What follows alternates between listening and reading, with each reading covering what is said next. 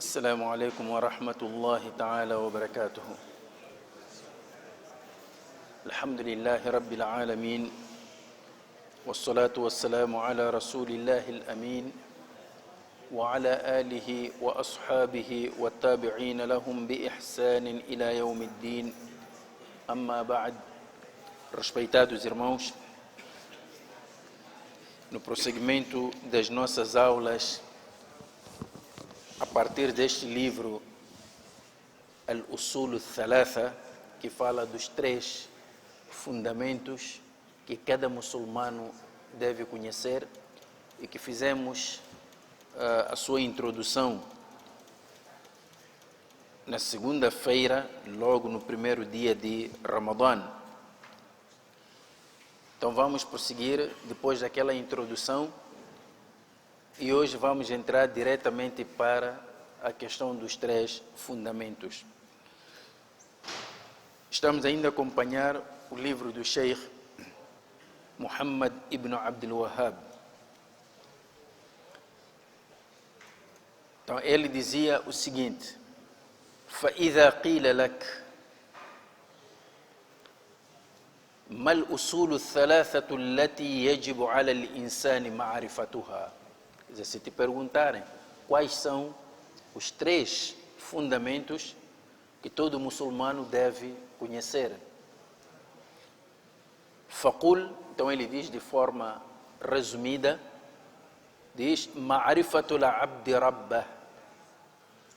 O primeiro conhecimento ou o primeiro fundamento é conhecermos o nosso Criador, conhecermos aquele a quem nós adoramos, a quem nós dedicamos o nosso salat, o nosso imã, é preciso conhecê-lo.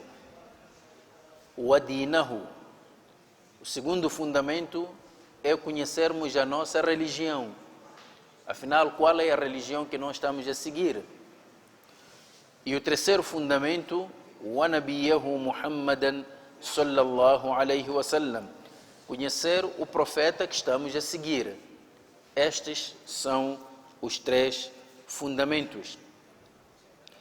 E explicamos também que é sobre estes 3 fundamentos que vai incidir o interrogatório no Qabr, quando a pessoa for sepultada, não é? E quando aparecerem os anjos. Estimados irmãos, permitam-me aqui corrigir um equívoco.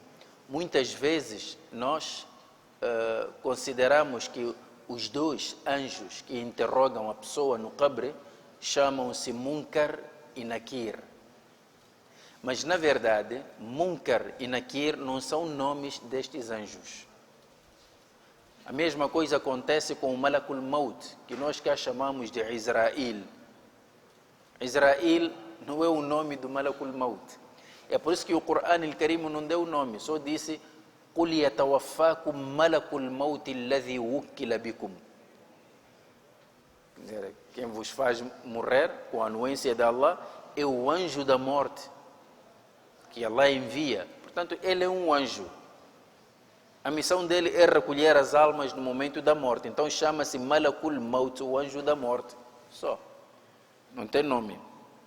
A mesma coisa acontece com estes 2 anjos que responsáveis pelo interrogatório no túmulo, no Qabr. O hadith de Al-Bara ibn Azib diz apenas فَيَأْتِيهِ مَلَكَانِ.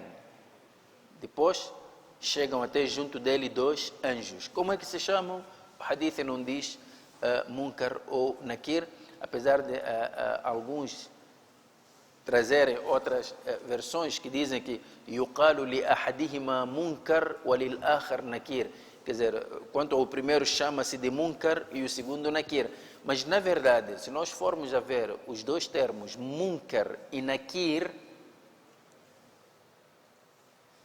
são qualidades. É uma característica. Quer dizer, é um adjetivo que qualifica ou caracteriza a forma como o anjo aparece. O quando aparece para o crente, é simplesmente anjo. Mas ele acaba tomando a forma de Munkar, o outro acaba tomando a forma de Nakir quando aparece ao descrente. Porque a palavra Munkar ou Nakir é tudo aquilo que é detestável. Então ele aparece numa forma, quer dizer, que provoca terror e horror quando se trata do descrente. E alguns hadiths explicam como é que este anjo aparece, como é que eles, os dois, aparecem quando vêm ter com um descrente. Vem de forma horrorosa. Portanto, este horror chama-se Nakir, chama-se Munkar. Portanto, se notarmos que alguns hadiths trazem estas duas qualidades, Munkar e Nakir, é uma referência em relação à maneira como estes dois anjos aparecem ao descrente. Portanto, eles no Qabr vão perguntar, vão fazer as mesmas perguntas. Man Rabbuk, Ma Dinuk, Man Nabiyuk. Quer dizer, quem é o teu Senhor? Qual é a tua religião? E quem é o teu profeta? Portanto, o Dini todo, o Islã todo, resume-se nestes três fundamentos. Se a pessoa conhecer estes fundamentos e pôr em prática, então é um crente perfeito. Porque não adianta também conhecer estes três fundamentos e não acreditar neles. Portanto, os três fundamentos devem merecer da nossa parte o conhecimento, a prática que traduz esse conhecimento, né, e a crença. Agora, conhecer, não acreditar, não funciona. Acreditar, não praticar, também não funciona. Mas mais adiante, então, o Sheikh começa já, o autor do livro, começa a nos explicar de forma detalhada. Começa pelo primeiro fundamento. E ele diz, فَإِذَا قِيلَ لَكَ, se fores questionado, perguntado, مَا رَبُّكَ, quem é o teu Senhor? فَقُلْ, diz, رَبِّي Allah, o meu Senhor é Allah. الذي رباني وربى جميع العالمين بنعمه. A palavra Rabb é mencionada logo no primeiro surat do Corão al-Karim. Alhamdulillahi Rabbil Alamin. Então nós temos aqui estas duas palavras, Rabb e Al-Alam, cujo plural é Al-Alamina.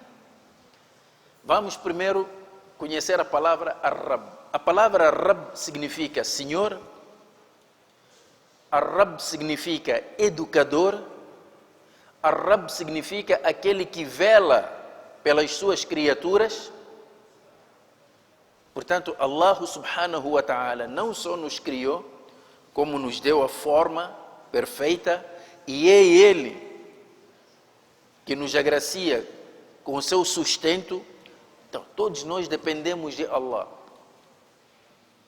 Portanto, nesse sentido, o nosso Senhor é somente Allah, não há mais ninguém. E é este Allah que nós devemos adorar. Por quê? Porque Ele, a nossa existência depende dEle.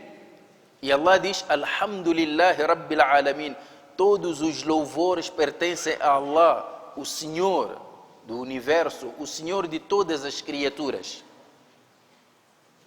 O nosso rizq, o nosso sustento depende de Allah. A nossa própria existência, o ar que nós respiramos, quer dizer, tudo que nós temos. Por essa razão, Allah subhanahu wa ta'ala diz, وَإِن تَعُدُّوا نِعْمَةَ اللَّهِ لَا تُحْصُوهَا. Se vocês contarem as mercês de Allah para convosco, vocês jamais conseguirão enumerar. O que é que nós temos que não pertence a Allah? O quê? Tudo que nós temos pertence a Allah. Então, se tudo que nós temos pertence a Allah e nós fomos criados por Allah, como é que nós depois abandonamos este Allah e vamos adorar criaturas de Allah? Portanto, o nosso Senhor é Allah subhanahu wa ta'ala. E todo o universo à nossa volta é criatura de Allah e nós somos parte desse universo. Então, estimados irmãos, isto não é coisa de brincadeira, é a sério. Uma pessoa que sabe que Allah é o seu Senhor e tudo quanto possui foi Allah que te deu, esta pessoa em circunstância nenhuma vai recorrer às criaturas de Allah. Mas nós hoje conseguimos ver muçulmanos e muçulmanos que reconhecem Allah como seu Senhor, quando têm aflição, para onde é que vão? Vão aos bruxos, vão aos curandeiros, práticas pecaminosas que Allah proibiu, feitiçarias e por aí em diante. Portanto, nós adoramos Allah subhanahu wa ta'ala. Agora, como é que nós conhecemos Allah? Por isso, aqui o autor diz: فَإِذَا قِيلَ لَكَ, se fores perguntado, بِمَا عَرَفْتَ رَبَّكَ, como é que tu conheces o teu Senhor, o teu Criador? Como é que consegues identificar Allah?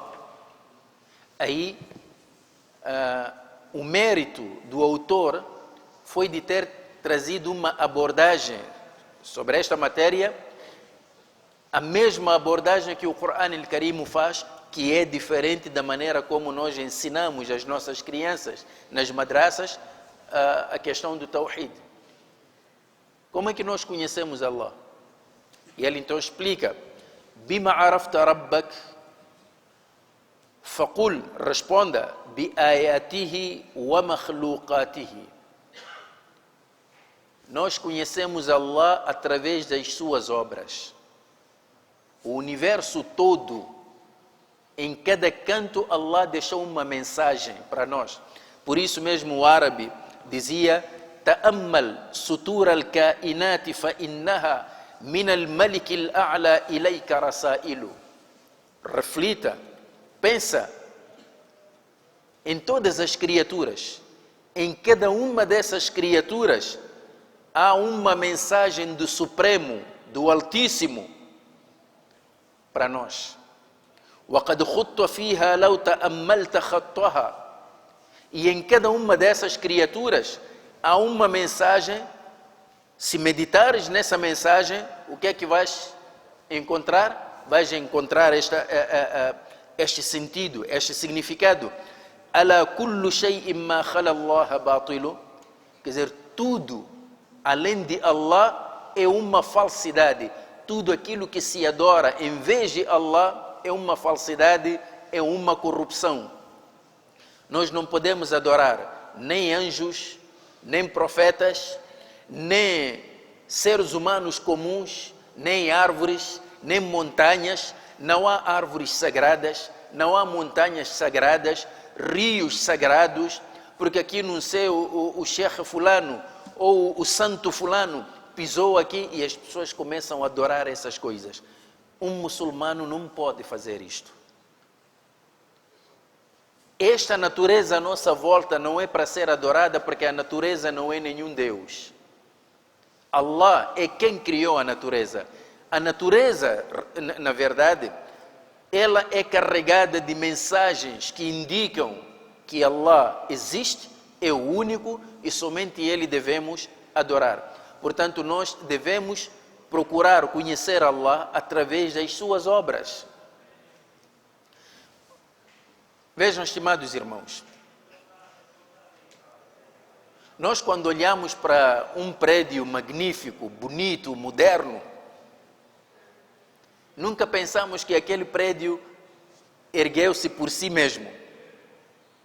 A primeira coisa que nos aparece é o engenheiro que projetou aquele prédio, aquele edifício todo. Que um engenheiro que projetou isto é um engenheiro com grandes capacidades, com muito conhecimento. Ele conhece, mas nós nunca vimos o engenheiro. Então, como é que nós chegamos à conclusão de que este engenheiro é um engenheiro, existe, dotado de conhecimento, de capacidade? É através da sua obra. Então, a mesma coisa aplicamos no que diz respeito ao nosso Criador. Quando nós olhamos para este vasto universo, a beleza que existe no universo, as maravilhas que existem no universo, são mensagens carregadas deste simbolismo de que o autor de tudo isto que nos maravilha é Allah. Então, aí já não adoramos a natureza como outras pessoas fazem. Nós adoramos Allah, o Criador da natureza, a nossa própria criação. Então, entre as criaturas de Allah, o que é que existe? وَمِنْ آيَاتِهِ اللَّيْلُ وَالنَّهَارُ وَالشَّمْسُ وَالْقَمَرُ. Entre os sinais de Allah, entre as criaturas de Allah, está a noite, o dia, o sol, a lua. Estimados irmãos, todos nós, hoje a ciência já nos possibilita conhecermos o valor destas criaturas. A noite, o dia e o seu benefício para a espécie humana.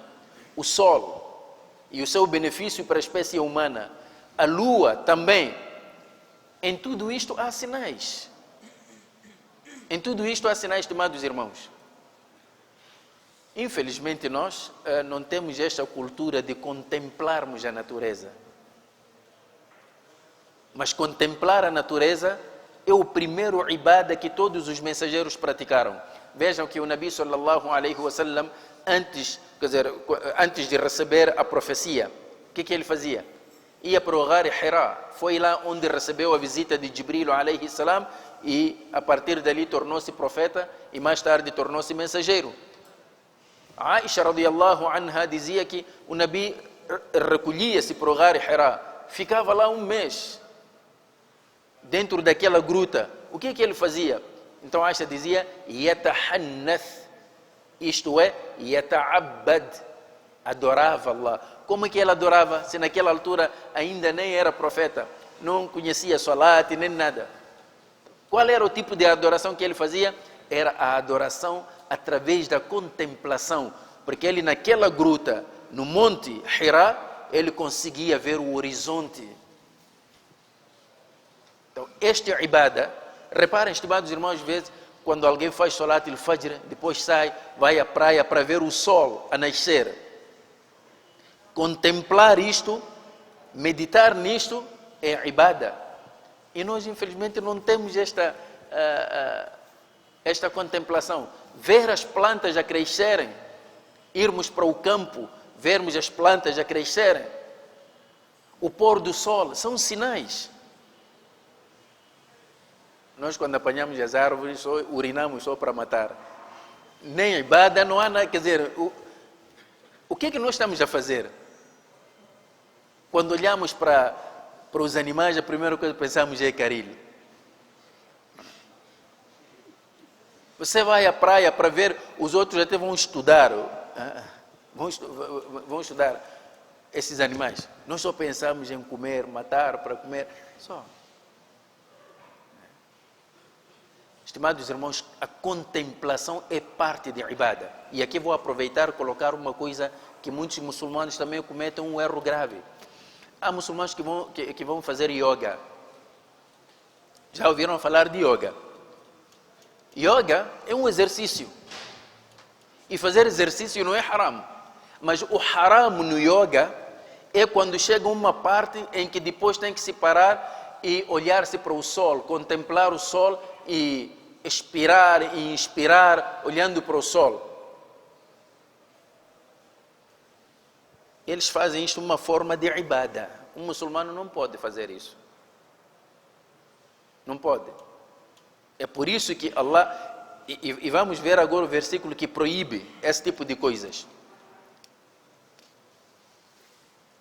Allah subhanahu wa ta'ala diz, وَمِنْ آيَاتِهِ.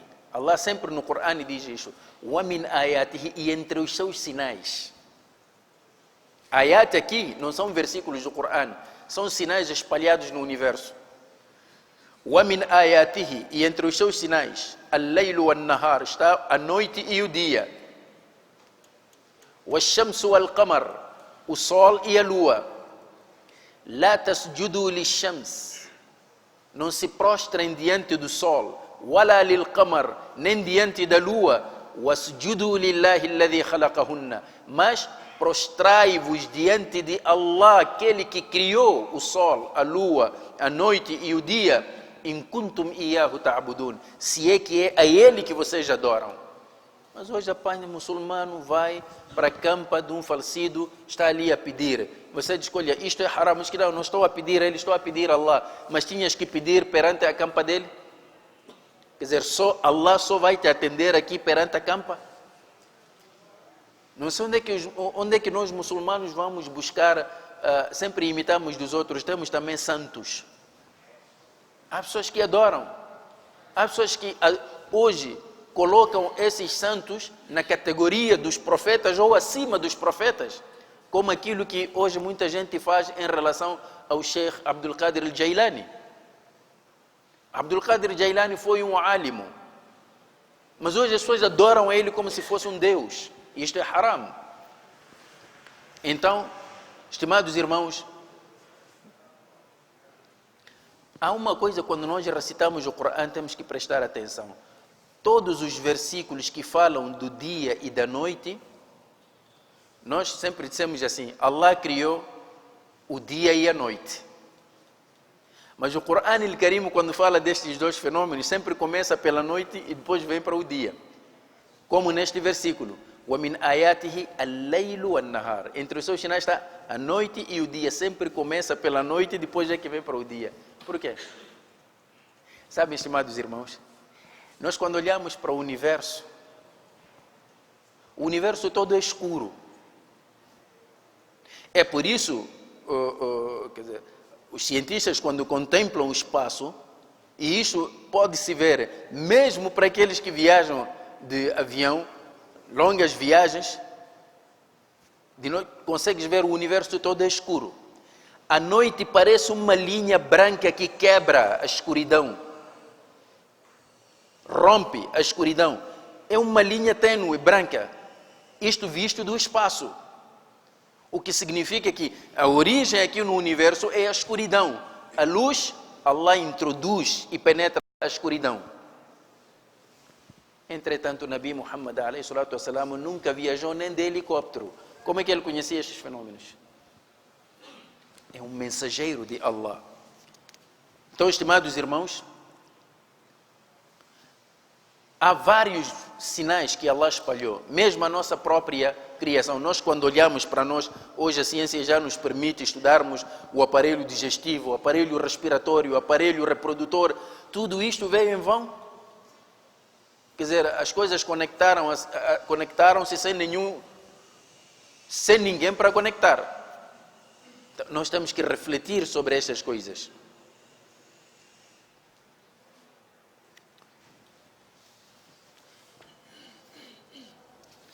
Então, mais adiante, o autor fala de exemplos de ibada. Nós pensamos que ibada, adoração, é só salat. Mas ele fala de outros, porque o coração tem os seus rituais, tem a sua forma de adorar Allah.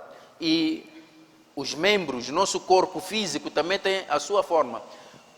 Quer dizer, a forma física, nós no salat, levantamos as mãos, Allahu Akbar, depois vamos fazer o ruku, é o corpo que está a adorar. Vamos para depois sijda, é o corpo que está a adorar. Mas o coração também adora. Adora através de quê? Ele diz, وَأَنْوَاعُ الْعِبَادَةِ الَّتِي أَمَرَ اللَّهُ بِهَا. Os tipos de ibada que Allah nos mandou fazer, traz como exemplo al-Islam, al-Iman, al-Ihsan. 3 categorias. Islam, Iman, Ihsan. Islam já conhecemos. Islam tem pilares, os 5 pilares. Iman, que é fé, já conhecemos. Tem 6 pilares. E depois temos Ihsan. Ihsan tem um pilar só. E tudo isto vem mencionado no hadith de Umar ibn al-Khattab, quando Jibril alayhi salam perguntou ao Nabi alayhi salam, فَأَخْبِرْنِي عَنِ الْإِحْسَانِ. Explica-me o que é Ihsan. Então o Nabi respondeu, Al-Ihsan an ta'bud Allah ka'annaka tarah. É adorares Allah como se estivesses a vê-lo. فَإِن لَمْ تَكُنْ تَرَاهُ. Se é que não vês Allah, فَإِنَّهُ يَرَاكَ. Pelo menos adora Allah como quem sabe que Allah está a observar-me. Quer dizer, adorar Allah com esse espírito. Outro tipo de ibada é o du'a. Du'a, muita gente pede du'a. Sheikh, faz lá du'a para mim, faz du'a para mim. Muita gente não sabe que du'a é ibada. Du'a é súplica. Então só deves suplicar a Allah. Não podes suplicar criaturas. Dizer que olha, eu vou pedir o Sheikh fulano através do defunto para Allah me dar. Não, não pode. O al-khawf, o temor. Nós só devemos temer Allah. Por exemplo, aquilo que uma vez explicamos aqui, que a nossa situação aqui nos nossos cemitérios, e demos o exemplo daqui do cemitério de Liangene, você encontra ali construções, parece urbanização. Aquilo ali contraria o Sharia, porque uma campa não deve subir acima de 1 palmo, e uma campa não deve ser ornamentada com tijoleiras, mármores, não. Põe apenas sinal de que aqui tem uma campa, só. Esta é a forma de Sharia. Agora, aquelas coisas que nós andamos ali a fazer por tijoleiras, pensando que assim estamos a servir melhor o nosso ente querido que faleceu, na verdade não estamos a servi-lo. Você quer beneficiar seus familiares que já morreram, beneficia-os com du'a, com sadaqa, pedindo a Allah para perdoar a eles. Não é fazendo construções de mármore, porque mesmo ele quando estava vivo, não tinha esse mármore.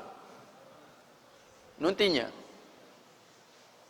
E você não comprou nem sequer uma chapa de zinco para ele. Vai lhe comprar mármore, depois de morrer, o que é que ele vai fazer com mármore? Então nós explicamos que aquela situação ali é haram, portanto, aquilo urge. Isso é necessário. Que qualquer um que tenha campa do seu familiar, naquelas formas que contrariam o Sharia, que vá partir construir segundo o Sharia manda. Acham que as pessoas foram. Ali depois diz que não, Sheikh, eu aceito o que disseste, mas também tenho medo. Se eu for partir ali estou mal, não vou acordar. É o temor que você não deve ter senão de Allah, porque o defunto não vai te fazer mal nenhum. Não, tenho medo, se eu for partir campa do meu avô, depois coincide quando parte começa a ter sonhos que eu já sabia era por causa daquilo. Mas isso tudo são obras de Shaitan. Nós só devemos temer a Allah subhanahu wa ta'ala. Ar-Raja, estimados irmãos, Ar-Raja é desejo, é esperança. Ter esperança em Allah é ibada também. Nós nunca devemos perder esperança naquilo que Allah subhanahu wa ta'ala tem para nos dar. Estimados irmãos, há 2 palavras que significam desejo, que significam esperança em árabe. A primeira chama-se ar-raja, a segunda chama-se at-tamanni. Ar-raja é ibada, at-tamanni é desobediência. Você tem que ter raja, não é raja. Ar-raja. Não pode ter tamanni. Sabe qual é a diferença entre ar-raja e at-tamanni? Ar-raja é ter esperança com esforço. Eu saio, vou fazer salat, mas tenho esperança que Allah aceite o meu salat.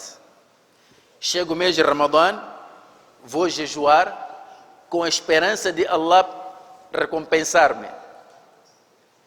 Tenho dinheiro, vou tirar zakat com a esperança de que Allah vai me recompensar.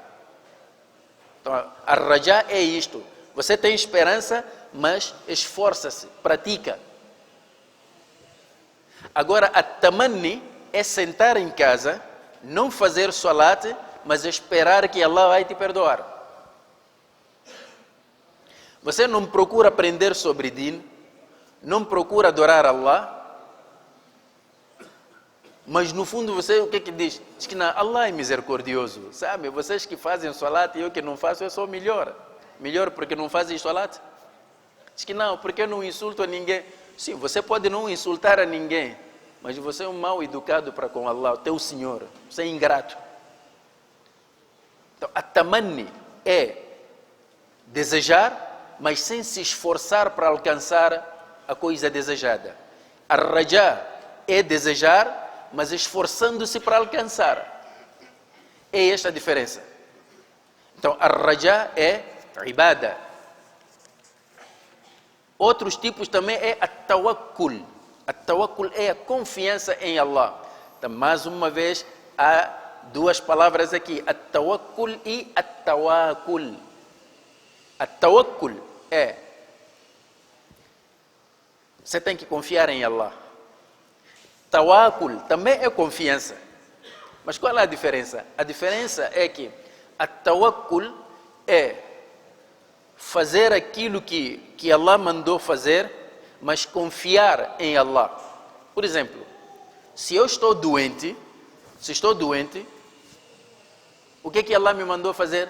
É procurar a cura. Onde é que eu vou encontrar a cura? No hospital. Então saio de casa, vou ao hospital, vou ter com o médico e ele receita-me os medicamentos e eu vou tomar, respeitando aquela medicação que o médico me deu, fiz a minha parte. Mas acredito que a cura não vem do médico, não vem do medicamento, vem de Allah. Isto aqui é tawakkul. Tawakkul é saber que no próximo mês tenho teste, tenho exame e eu começo a estudar. Vou estudar, esforço-me, depois entro já no exame, digo, ya Allah, eu já estudei, agora confio em ti. Tawakkul é saber que tem exame e fica a dormir, confiando de que quando chegar no momento de exame, vou ler um dua, Allah vai me trazer todo o conhecimento. Isto é tawakkul, é pecado. Sentar em casa sem trabalhar, esperar que o rizqui caia do céu para a sua boca. Isto é tawakkul, é pecado. A outra questão é ar-raghba e ar-rahba. Ar-raghba é desejar aquilo que Allah tem. Ar-rahba é ter medo do castigo de Allah. E o crente que vive entre estes dois polos tem um imã. Você confia na misericórdia de Allah e esforça-se para alcançar a misericórdia, mas ao mesmo tempo também tens medo do castigo de Allah. Por isso mesmo Abu Bakr as-Siddiq dizia: se no dia do Qiyamat, o meu pé direito estivesse no Jannat e o pé esquerdo fora do Jannat, eu ainda teria medo de recuar, ainda não estaria seguro se vou entrar no Jannat. Isto que é ar-rahba. E nós dissemos assim, não, você pratica pecados, não, Allah é misericordioso, mashallah, Allah, vocês não conhecem a misericórdia de Allah, eu gosto muito de Allah, mas está a cometer pecados. Isto é brincadeira, estimados irmãos. Outros, porque está dentro do pecado, diz, olha, eu vou fazer solat para quê? Quem sou eu? Tantos pecados que eu cometi, será que Allah vai me perdoar? Também Allah não gosta desse servo. É preciso confiar na misericórdia de Allah, mas também tem que se esforçar para alcançar essa misericórdia. Então, em todas estas formas de ibada, nós só devemos suplicar e invocar Allah. E Ele mesmo diz, وَأَنَّ الْمَسَاجِدَ لِلَّهِ فَلَا تَدْعُوا مَعَ اللَّهِ أَحَدًا. Quer dizer, as mesquitas são casas de Allah, pertencem a Allah, não devem invocar qualquer coisa que não seja Allah subhanahu wa ta'ala. Nós sempre devemos invocar Allah. Então, a ver, estimados irmãos, a crença é isto.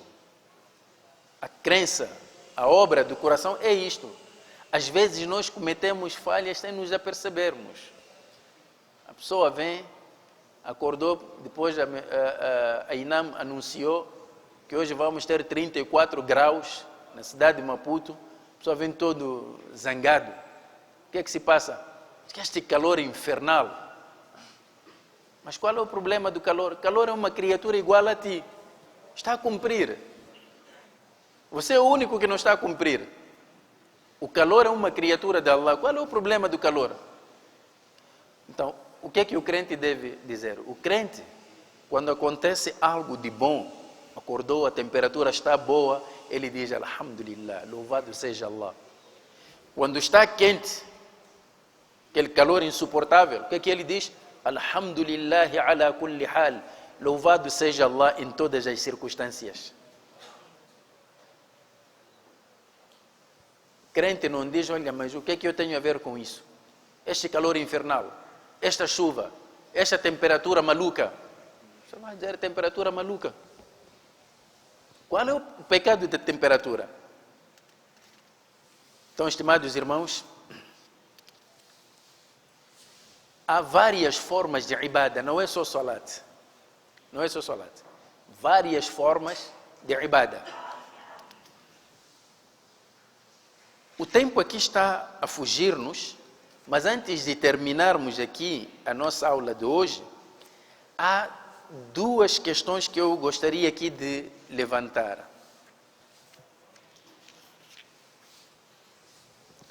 A primeira, há uma constatação aqui no nosso masjid. Eu pessoalmente já vi, na hora do Tarawih.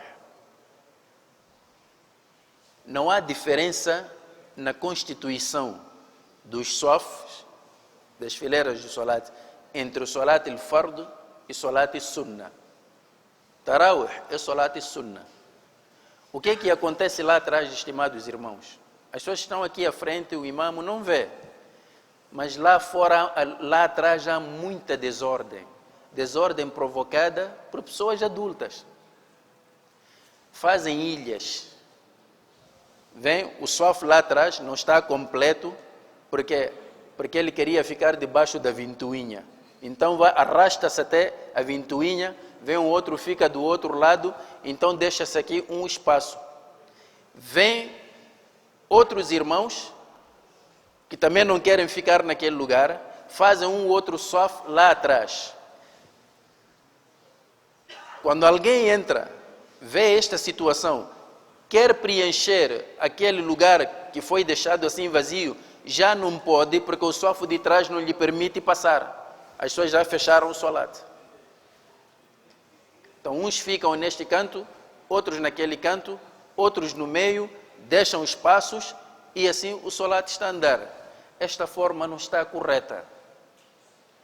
E se por acaso encontrares as pessoas fecharam, ninguém preencheu, mas lá já fecharam com novo sofá, podes passar à frente deles, não apanhas pecados, porque pecadores são eles que fecharam.